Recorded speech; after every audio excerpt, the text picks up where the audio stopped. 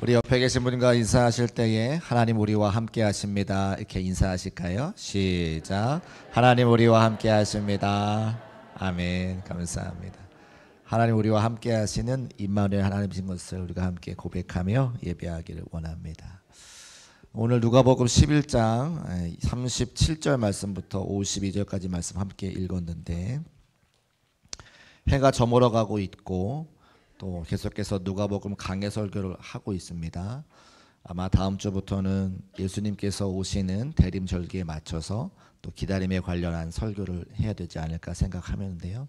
누가복음이 굉장히 길어서 내년까지도 계속 해야 될 것 같은데, 한번 시작했으니까 또 끝을 봐야 되겠죠. 그러나 중간중간에 우리가 함께 기억해야 될 절기라든지 또 우리 성도님들의 상황에 맞춰서 그때그때 설교의 주제를 좀 바꿔갈 수 있으니까 함께 인내하면서 누가복음 잘 마치고, 하나님께서 누가의 그 눈을 통해서 우리에게 주시는 말씀이 우리 모두에게 은혜의 시간 되시기를 주의 이름으로 축복합니다. 오늘 누가복음 11장 말씀에 보니까 바리새인이 예수님을 초대해서 함께 식사를 나눌 때에 이상하게 여겼다라고 기록하고 있습니다. 당시의 문화적인 풍습 가운데 한 가지가 정결 예식으로서 손을 반드시 씻고 예배를 식사를 해야 되는데, 예수님께서 손을 씻지 않으신 거죠. 그 모습을 바라보고 바리새인들이 이상하게 여겼다라고 이야기하고 있습니다. 그런데 반대로 예수님께서는 그 바리새인을 이상하게 여겼다라고 말씀하고 계시죠. 40절에 보니까 어리석은 자들아 겉을 만드시니가 속도 만들지 아니하셨느냐. 사람은 외모를 보지만 하나님께서는 중심을 보시기 때문에 손 씻지 않는 것보다 너희들 마음 가운데 있는 탐욕과 말씀의 불순종함이 더 중요하다라고 하는 말씀을 주시는 겁니다. 그러면서 바리새인에게 3번, 또 서기관들에게 3번, 6번에 걸쳐서 화 있을진저 이렇게 말씀을 하시거든요. 제가 보통 성경을 읽을 때 예수님께서 바리새인과 서기관들에게 화내셨다, 책망하셨다, 불같이 불호록 내리셨다, 이렇게 제가 이해를 했는데, 연말이기도 하고 또 우리 성도님들의 여러 가지 상황과 형편을 제가 알고 있으면서 이 말씀 묵상하다 보니까 화를 내신 게 아니라 또 불호령을 내리신 게 아니라 안타까운 마음을 가지고 권면하셨구나라고 하는 생각이 들더라는 거예요. 말씀이라고 하는 것은 하늘에서 뚝 떨어진 게 아닙니다. 그 당시를 살아가던 수많은 사람들의 형편과 처지를 이해하시며 하나님께서 주신 말씀이기 때문에, 말씀이 우리 교회 성도를 향한 말씀이 되어질 때에 그것이 은혜가 되는 거죠. 저에게도 여러분과 함께 2025년을 살아가고 있기 때문에 이 말씀을 증거하기 전에 하나님이 제게 음성을 들려주시고 이 음성을 저의 인생을 통과해야 여러분에게도 은혜가 되는 말씀이다라고 하는 말씀을 드리는 겁니다. 그래서 이 말씀이 서기관들과 바리새인에게 주시는 말씀이 아니라 나에게 주시는 말씀으로 받고, 오늘의 이 말씀을 나의 삶에 적용하여서 하나님이 주시는, 예수님이 주시는 권면의 말씀으로 받으시기를 주의 이름으로 축복합니다. 그래서 이 화 있을진저 6번의 이야기를 하실 때에 이 모습 가운데 내 모습은 있지 않은지 살펴보고, 내 모습이 혹시라도 예수님께서 원하시는 모습이 아니라면 예수님께 용서를 구하고 예수님의 말씀대로 살아가기를 원합니다 결단할 수 있는 이 아침이 되시기를 주의 이름으로 축복합니다. 먼저 우리 42절 말씀 화면에 올려두시고 한번 같이 읽어보겠습니다. 시작. 화 있을진저 너리 바리새인이여 온양과 모든 채소의 11조는 드리되 공의와 하나님께 대한 사랑은 버리는도다. 그러나 이것도 행하고 저것도 버리지 말아야 할지니라. 아멘. 첫 번째로 예수님께서 무슨 말씀을 하시냐, 너희가 외형적인 모습으로 11조 예물을 드린다 할지라도 그 마음 가운데 하나님을 사랑하는 마음이 없으면 그것은 하나님께서 원하시는 모습이 아니다, 올바른 신앙생활이 아니다 말씀하고 계시죠.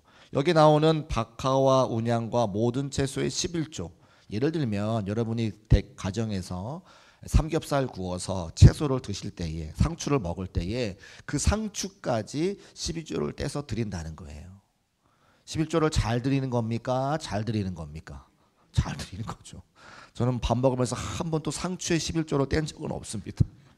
근데 그런 정도로 지금 바리새인들이 철저하게 외형적으로는 11조를 드린 건데 그들의 마음 가운데 11조의 참된 의미, 공의와 하나님의 사랑에 대한 마음이 없기에 오히려 사람들에게 인정받고 난 이만큼 11조 하는 사람이야 라고 말하기 위해서 드린 그것은 하나님께서 기뻐하지 않으시는 것을 말씀하고 있다는 겁니다. 하나 생각해 볼까요? 우리가 누리는 모든 것은 하나님이 주신 겁니까? 하나님이 주신 겁니까? 하나님이 주신 거죠. 내가 지금 갖고 누리는 모든 것을 하나님이 갖고 계실까요? 갖고 계실까요? 갖고 계세요. 우리가 돈이 아무리 많아도 하나님은 그 돈 훨씬 많이 갖고 계시죠. 내가 아무리 좋은 차를 타고 다녀도 하나님은 그 이상 하실 수 있는 분이십니다. 그런데 왜 우리가 하나님께 11조로 드립니까? 하나님이 물질이 없어서가 아니라 물질이 필요해서가 아니라 하나님을 사랑하는 그 마음을 보여드리기 위해 하나님께 예물도 드리고 우리가 사역도 감당하고 함께 예배하는 줄로 믿으시기를 주의 이름으로 축복합니다. 우리가 예배할 때에 사명 감당할 때 헌물 드릴 때 우리 마음의 중심이 뭐냐? 하나님을 사랑하는 마음으로. 같이 한번 따라 하실까요? 하나님을 사랑하는 마음. 아까 우리 영상으로 광고 보셨는데 교사의 직분 감당하면 좋겠다라고 영상 광고 나오잖아요. 교사의 사명이 얼마나 힘듭니까? 아이들이 뭐 금방 물 주면 자라는 콩나물도 아니고 아이들이 성장하는 게 눈으로 보이지 않죠. 그런데 어느 순간 지나고 보면 저 아이들이 고백하는 것처럼 선생님 감사합니다. 선생님이 우리를 위해서 기도해 주셔서 우리의 신앙과 믿음이 자라가고 사회의 일원이 되게 하신 거 감사합니다. 그렇게 고백하잖아요. 그런데 어느 누가 교사 감당하라고 억지로 등 떠밀 수 있습니까? 안 된다는 거예요. 하나님을 사랑하는 마음, 나도 어떤 선생님들의 기도와 헌신으로 오늘과 같이 신앙생활 유지하고 있으니까 그 선배님들의 신앙의 선생님들의 믿음과 그 헌신에 감사하여서 나도 자발적으로 사명 감당하는 거지 누가 등 떠밀어 되지 않는다고 하는 거죠.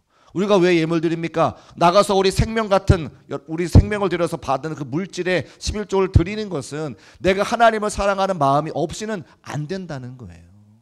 찬양도 마찬가지죠. 하나님께 올려드리는 찬양이 기쁘고 감사하기 때문에 아침에 일찍 나와서 시간을 들이면서 찬양 연습하고 하나님께 찬양을 올려드리는 겁니다.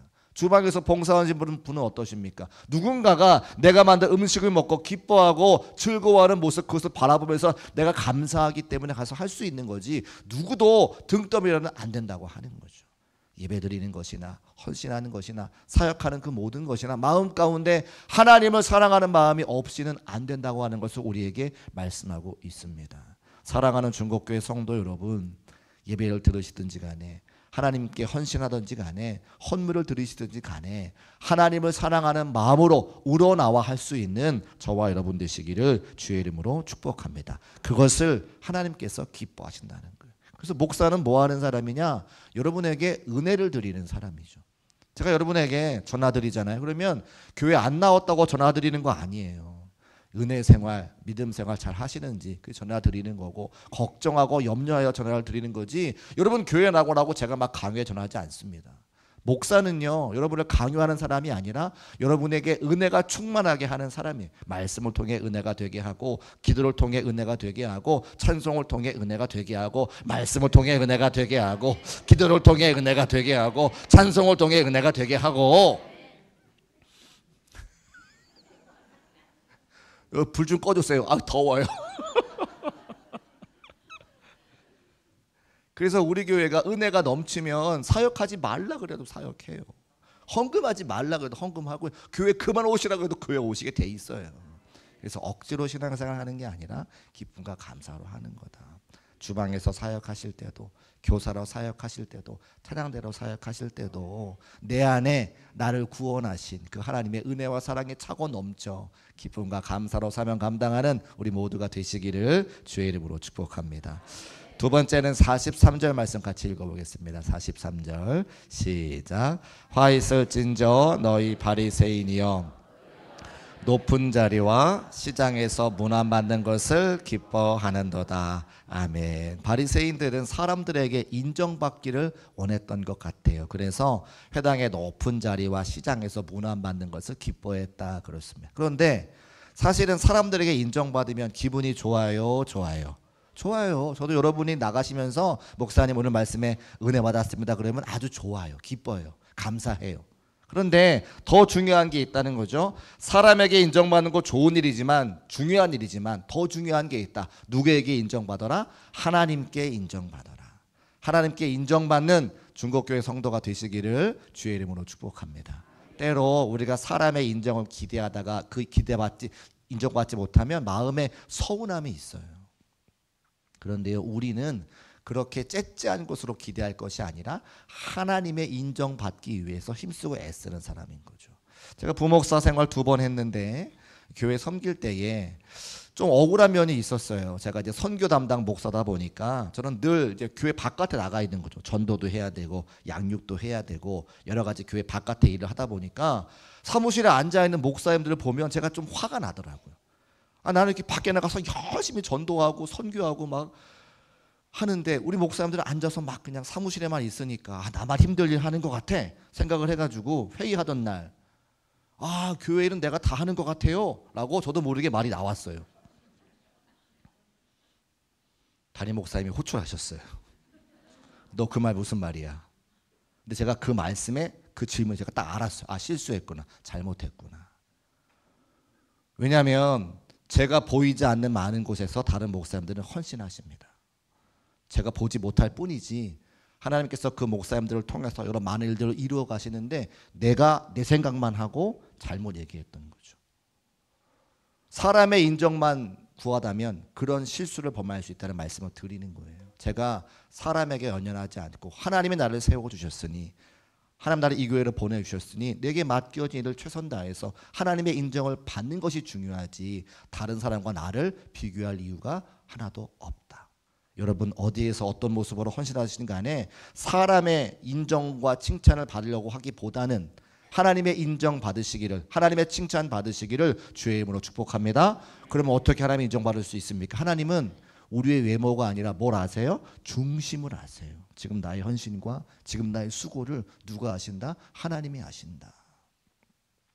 사람은 눈이 2개이기 때문에 모를 수 있어요. 못 볼 수 있어요. 그러나 하나님은 다 알고 계시기 때문에 내 이 중심이, 내 이 마음이 하나님을 사랑하는 마음 가지고 그곳에서 헌신하면 그곳에서 헌신하신 그분을 하나님께서 기억하여 주셔서 하늘의 귀한 상급으로 예비하시는 것을 꼭 믿으시기를 주의 이름으로 축복합니다. 사람에게도 인정받고 하나님께도 인정받는 우리 모두가 되었으면 좋겠습니다. 세 번째, 우리 44절 말씀 같이 읽어볼까요? 44절 시작. 화 있을진저 너희여 너희는 평토장한 무덤 같아서 그 위를 밟는 사람이 알지 못하는도다. 아멘.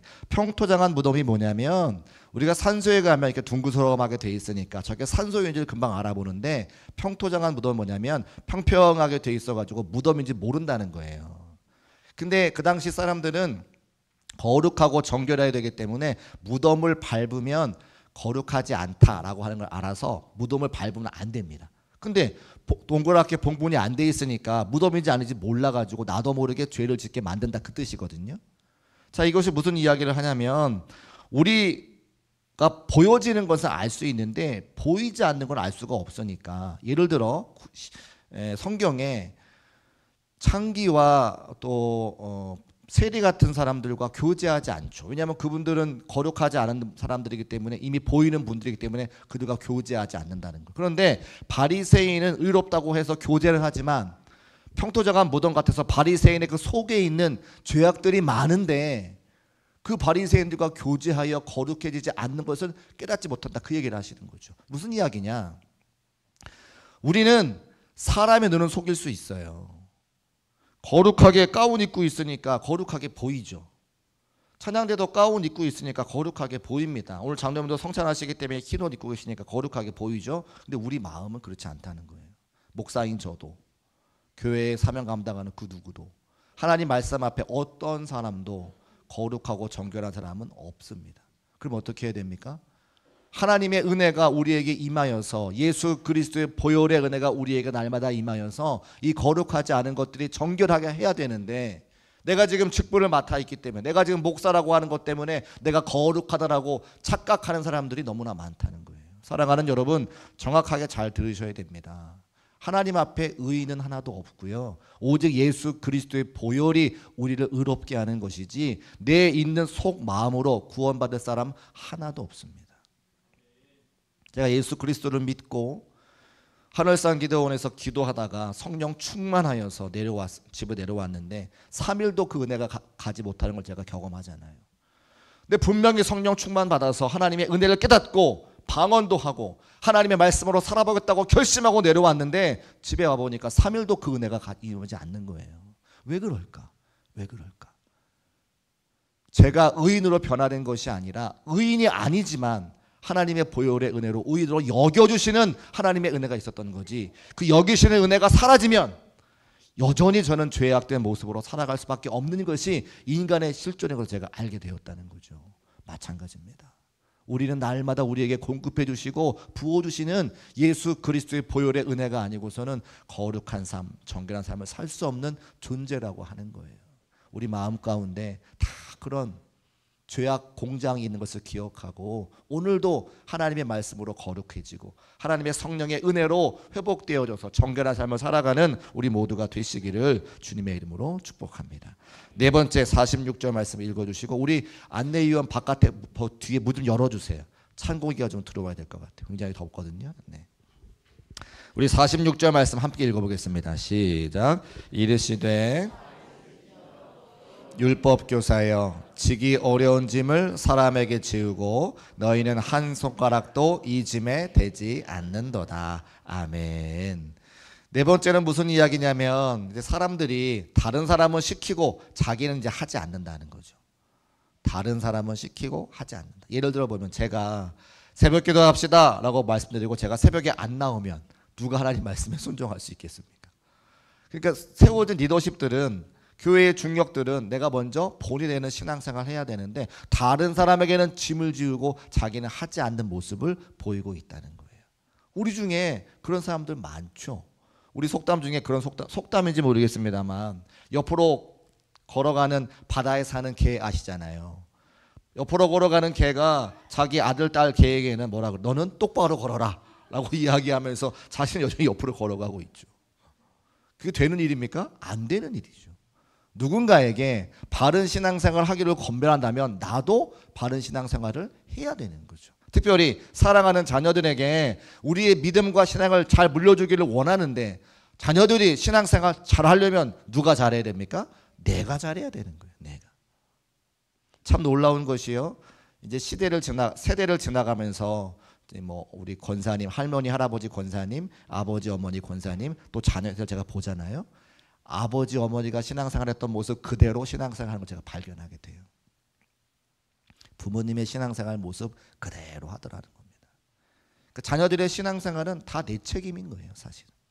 그래서 오늘 이 바리새인과 서기관들에게 주시는 말씀이 사실은 나에게 주는 말씀인 것을 기억하고 우리의 사랑하는 자녀들과 자손들의 신앙생활을 위해서 최선 다할 수 있는 우리 모두가 되시기를 주의 이름으로 축복합니다. 다섯 번째 47절 말씀 같이 읽어보겠습니다. 47절 시작. 화 있을진저 너희는 선지자들의 무덤을 만드는도다. 그들을 죽인 자도 너희 조상들이로다. 아멘.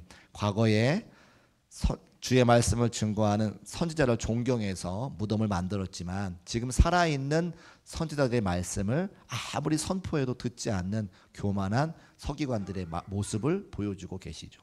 하나님의 말씀 주일에 들었지만 그 말씀과 상관없는 삶을 살아가는 수많은 성도들 향해 예수님께서 주시는 말씀입니다. 말씀을 드렸으면 그 말씀대로 살아가는 것이 하나님의 은혜이다. 그리고 그렇게 살기를 원하시고 바라시는 예수 그리스도의 권면이 오늘 말씀에 기록되어져 있어요. 말씀 따라 살아가는 것 복된 삶을 믿으시기를 축복합니다. 말씀에 불순종하며 살아가는 것 하나님께서 원하지 않으시고 마음 아파하신다는 거죠. 화를 내시는 게 아니라 우리의 권면을 주셔서 말씀대로 살아가는 복과 은혜를 경험하기를 원하시는 예수님의 간절한 그 바람과 소망이 여기 기록되어져 있는 거예요. 다 순종하기를 원하죠. 내 힘과 능력으로 안 됩니다. 그래서 교회에 나와서 그 순종할 수 있는 은혜 달라고 믿음 달라고 기도하고 성령의 은혜가 나에게 있어야 말씀에 순종할 수 있는 거예요. 저도 마찬가지입니다. 목사도요. 하나님 말씀 전하고 그대로 살아가기 위해서 몸부림을 치는 거예요. 근데 내 힘 가지고 안 되는 거 저도 알죠. 그래서 어떡합니까? 새벽에 나와 무릎 꿇고 기도하는 거예요. 하나님 도와주세요. 말씀을 선포했습니다. 그 말씀을 제가 먼저 지켜야 성도들의 보인이 될 거 아닙니까? 저를 좀 도와주세요. 내 안에 있는 이 죄성으로는 도저히 사명 감당할 수 없으니 날마다 성령의 은혜와 예수 그리스도의 십자가의 보혈로 저를 덮어달라고, 거룩히 여겨달라고 제가 늘 기도하는 거 그겁니다. 그리고 이 사명이 제가 언제 은퇴할지는 알 수 없죠. 은퇴하는 그날까지 제발 성도들에게 본이 되어서 저로 인해 실족하지 않도록 그게 기도하는 게 저의 기도 제목이에요. 여러분도 어떻습니까? 제가 다 일일이 여러분의 속을 알 수 없지만 하나님은 우리의 중심을 아시잖아요. 말씀을 듣고 순종하려고 어떻게 애를 쓰는가. 그래서 새해부터는 제가 함께 말씀도 같이 읽어가고 또 말씀도 함께 또 필사도 하고 또 함께 말씀도 증거하면서 우리 성도들과 함께 그렇게 신앙생활 성장할 수 있는 시간들을 마련해 보려고 합니다. 자, 6번째 우리 52절 말씀, 마지막 말씀 같이 한번 읽어보겠습니다. 52절 시작. 화 있을진저 너희 율법 교사여 너희가 지식의 열쇠를 가져가서 너희도 들어가지 않고 또 들어가고자 하는 자도 막았느니라. 아멘. 말씀을 듣고 말씀에 순종하는데 나는 못하는데 다른 사람 순종하면 그거 보기 싫어서 못하게 하는 사람들이 있다는 거죠. 아니죠. 하나님께서 나도 순종하고 상대방도 순종하고 그 모습 바라보고 함께 기뻐할 수 있는 믿음의 공동체를 만들어 가기를 원하신다 기록하고 있습니다. 이렇게 6가지로 우리에게 권면의 말씀을 주시고 예수님의 간절한 소망을 말씀하실 때에 사람들은 2가지의 반응을 할 수 있습니다. 첫 번째는 그렇게 우리를 권면하시고 안타까운 마음으로 성도들의 바른 길을 보여주시는 그 예수님께 감사하며 순종하는 사람이 있고 화를 내는 사람이 있다는 거예요. 오늘 53절 말씀 보니까 서기관들과 바리새인들이 화를 냈다 기록하고 있거든요. 제가 읽어보겠습니다. 거기서 나오실 때에 서기관과 바리새인들이 거세게 달려들어 여러 가지 일을 따져 묻고, 따져 물었다고 하는 건 화를 냈다는 거죠. 여러분은 어떻습니까? 또 저는 어떻습니까? 병원에 가서 의사 선생님이 당신 암이요 이렇게 진단을 내렸어요. 어떤 사람은 내가 왜 암입니까? 이렇게 화를 내는 사람이 있습니다. 너무 충격이니까요. 내가 왜 암입니까? 그리고 그 말씀 순종하지 않고 다른 병원 가서 내가 진료해보겠다고 뛰쳐나가는 사람도 있습니다. 지혜로운 사람일까요? 아니요, 지혜로운 사람은 아니죠. 내가 암이라고 진단받으면 정말 지혜로운 사람은 어떻게 하면 내가 나을 수 있습니까? 라고 그 선생님께 물어봐야 되겠죠. 예수님이 똑같이 우리의 속을 보시며 진단하시는 거예요. 6가지가 부족하다. 서기관과 바리새인들이요, 성도들이요, 6가지가 부족하다. 근데 화를 내면서 서기관들과 바리새인들은 무슨 말씀하는 거냐고 뛰쳐나갔습니다. 지혜롭지 못한 행동입니다. 성경에 보면 하나님께서 특별하게 사랑하셨던, 하나님 마음에 합했던 다윗 왕이 있습니다. 근데 그도 여러 가지 실수를 범할 때에 잘 아시는 것처럼 우리아의 아내 밧세바를 범하게 되고 우리아를 이제 죽이게 되는 살인자가 되죠. 하나님께서 그 일을 악하게 보셔서 나단 선지자를 통하여 다윗을 책망하십니다.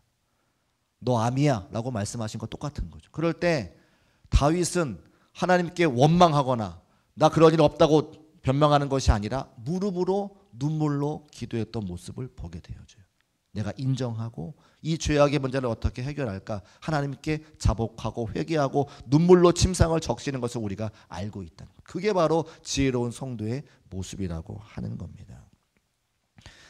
언젠가 한번 제가 건강검진 받는 경험이 있는데 이제 위내시경을 해야 될 때가 돼서 이제 의사 선생님 앞에 가서 침대에 누워 있었습니다. 위내시경을 하면 위 안에 있는 여러 가지 것들이 그 날것이 보여지는 거잖아요. 뭐 종양이 있는지 뭐고 용종이 있는지 다 확인하게 되는데 제가 좀 두려운 마음이 들었어요. 입을 벌리고 그 카메라가 이렇게 들어갈 때 두렵기도 하지만 혹시라도 내 안에 내가 원하지 않는 것들이 있으면 어떡할까 그런 마음이 들면서 제가 무슨 생각을 했냐면 내가 의사 선생님 앞에서 내 속에 더러운 것이 있는지 없는지 보여지는 것도 두려운데 하나님 앞에 가면 내 안에 있는 더럽고 추악한 것들이 다 보여질 텐데 그때는 어떻게 해야 되는가라는 그런 걱정이 제가 들더라고요. 여러분은 어떻습니까? 우리 하나님 앞에 가면 모든 것이 다 낱낱하게 밝혀질 텐데 그때 내 안에 있는 그런 더럽고 순종하지 못하는 많은 것들과 하나님 말씀 따라가지 못했던 것들이 남아있더라면 우리가 하나님 앞에 어떻게 하나님 만날 수 있을까라고 하는 생각을 해보게 된다고 하는 거죠. 바로 그럴 때에 그 다윗이 하나님 앞에 눈물로 기도했을 때 그 고백이 우리에게 소망이 될 수 있습니다. 시편 51편 10절 말씀인데 우리 같이 한번 읽어보겠습니다. 시작. 하나님이여 내 속에 정한 마음을 창조하시고 내 안에 정직한 영을 새롭게 하소서. 아멘. 다시 한번 읽어볼까요? 시작. 하나님이여 내 속에 정한 마음을 창조하시고 내 안에 정직한 영을 새롭게 하소서. 아멘. 서기관들과 바리새인들 또 다윗 왕 여기 서 있는 목회자 성도들의 마음 가운데 똑같은 것이 들어있다는 겁니다. 하나님의 은혜가 아니고서는 우리의 영이 정직한 영이 아니고 하나님의 은혜가 아니고서는 우리의 마음이 정직한 마음이 아니라는 거죠. 인간의 마음 가운데는 본질상 죄의 공장이 있어서 내가 원하든지 원하지 않든지 자꾸만 죄악된 삶을 살아가려고 하는 것이 우리의 실존이라고 하는 겁니다. 그래서 예수 그리스도께서 십자가에서 돌아가시고 그 보혈의 은혜로 우리를 구원하시되 우리가 의인으로 변화된 것이 아니라 죄의 값을 치러주시고 여전히 우리는 죄인으로 남아있는 거예요. 그런데 의롭다고 여겨주시는 주의 은혜가 있는 거예요. 그러니까 여전히 나는 보혈의 은혜로 정한 마음이 되어져야 되고 여전히 나는 보혈의 은혜로 정직한 영이 새롭게 돼야 된다고 하는 겁니다. 오늘 성찬식을 우리가 함께 나눌 텐데 우리가 왜 성찬식을 나눕니까? 예수 그리스도의 그 살과 피가 정직하지 못하는 내 마음을 정직하지 못한 내 영을 새롭게 하기 때문에 성찬을 통하여 거룩한 모습으로 주의 말씀에 순종하는 모습으로 변화되기를 소원하기에 성찬식을 하게 되는 겁니다. 오늘 예수님께서 서기관들과 바리새인들에게 화 있을진저 말씀하시며 하셨던 그 말씀은 곧 나를 향한 말씀인 것을 기억하시고 내 안에 정한 마음 창조하시고 내 안에 정직한 영을 새롭게 하실 그 주의 은혜를 사모하며 예수 그리스도의 보혈의 은혜로 깨끗하게 되어 정결하게 되어 거룩하게 되어 한 주간 여러분의 삶의 자리에서 주님과 동행하고 주님의 기쁨 될 수 있는 중국교회 성도의 삶이 되시기를 주의 이름으로 축복합니다. 기도하겠습니다. 살아계신